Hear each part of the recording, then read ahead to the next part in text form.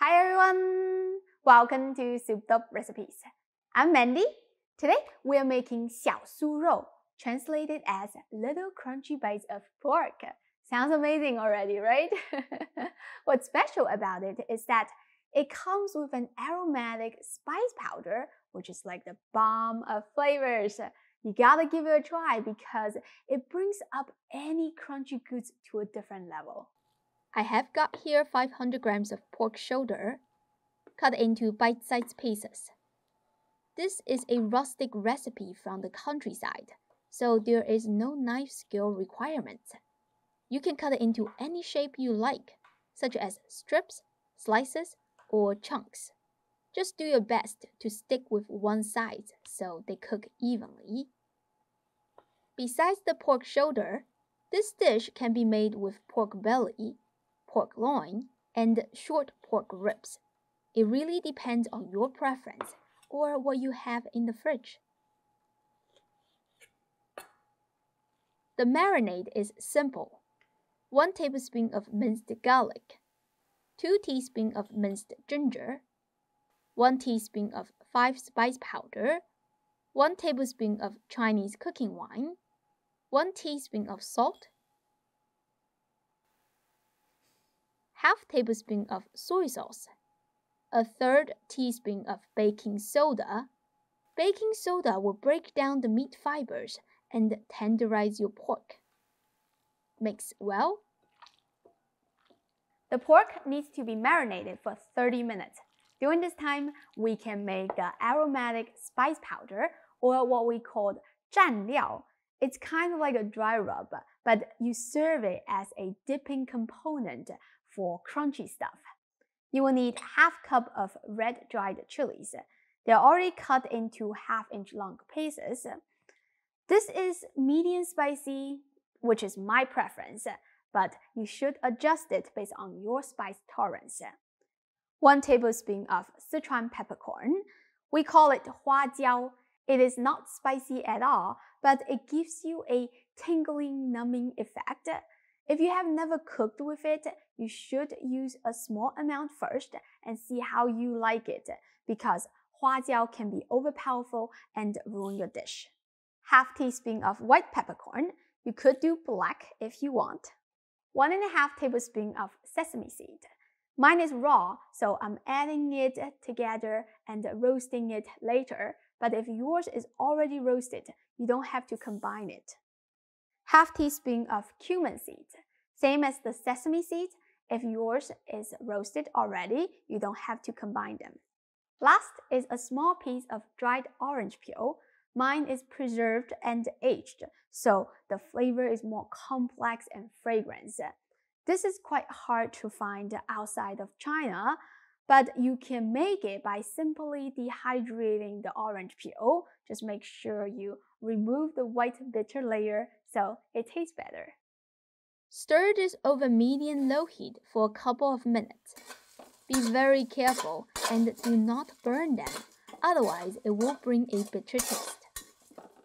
Remove everything from the wok and let it cool. Put it in a spice grinder. Blend it nicely. Add 1 teaspoon of salt and 1 teaspoon of sugar. Then your 蘸料 is done, but I like to do an extra step. 1 tablespoon of sesame seed, 1/2 teaspoon of cumin seed.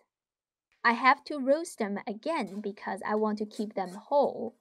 This is totally optional, but I love to bite into the sesame and cumin seeds. Mix them into the spice powder. I usually make more than what I need because you can sprinkle it on fried chicken, squid, wonton, potato wedges, and any other crispy foods. Alright, set the 蘸料 aside. We will make the batter. You will need 30 grams of all-purpose flour, 120 grams of sweet potato starch. If you don't have sweet potato starch, you can use potato starch or tapioca starch. 1/2 teaspoon of baking powder.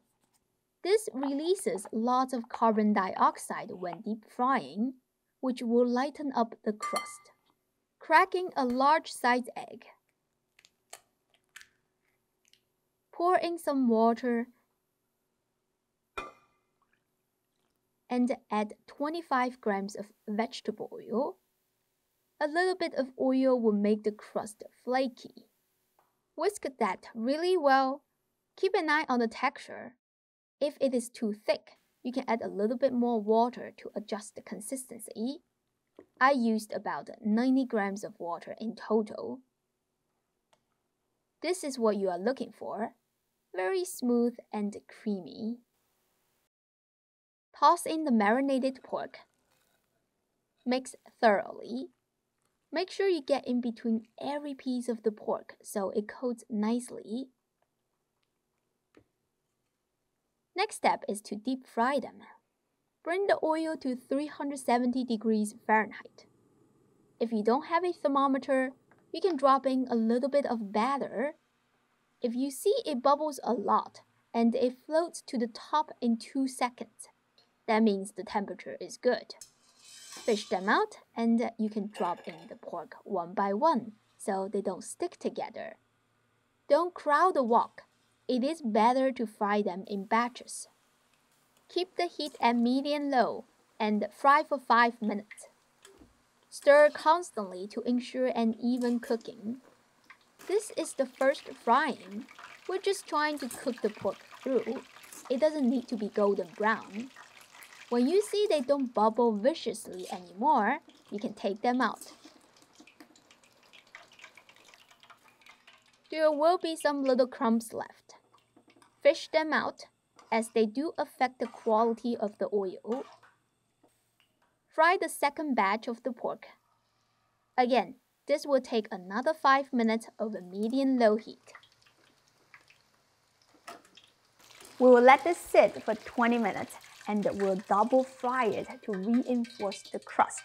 I got a great tip for you. Once you finish the first frying, you can freeze it for the future use. Whenever you want to eat it again, don't even need to defrost it, just directly double fry it and it will be ready right away. This is why 小酥肉 is a popular finger food for any Chinese festivals or events. For the double frying, we'll bring the oil to 400 degrees Fahrenheit and fry the pork for 2 to 3 minutes. When the outside becomes golden and crispy, you can remove them. Use some paper towels to absorb the excess grease. There is no need to make any pretty presentation. Just accomplish it with the dipping rub. I know it sounds quite weird, but I couldn't come up with any better translation for 蘸料. Let's give this a try. It's so crispy. I love it. The pork is tender and juicy inside. The spice rub made it incredibly delicious. Nutty, numbing, spicy, citrusy, and smoky. Occasionally, you will get a flavor boost from the sesame and cumin seeds. It's like combining all the good stuff in one recipe. I hope you give this a try soon. As always, you can click the link in the description and find the printable recipe. Thank you for watching. This video is sponsored by Souped Up Recipes Wok. This is the wok that I'm selling, and I am proud to recommend it to you, as I have been using it on my channel for years. It is lightweight, and it responds to heat changes quickly and evenly. It can also sustain super high temperature without damage. Perfect for wok cooking. If you like Chinese food and you want to learn how to make it at home better than takeout, you definitely need one of these, as it is the most basic cookware in Chinese cuisine. If you want to buy it, the link is in the description. Go check it out. Thank you for watching, and I'll see you next time. Bye!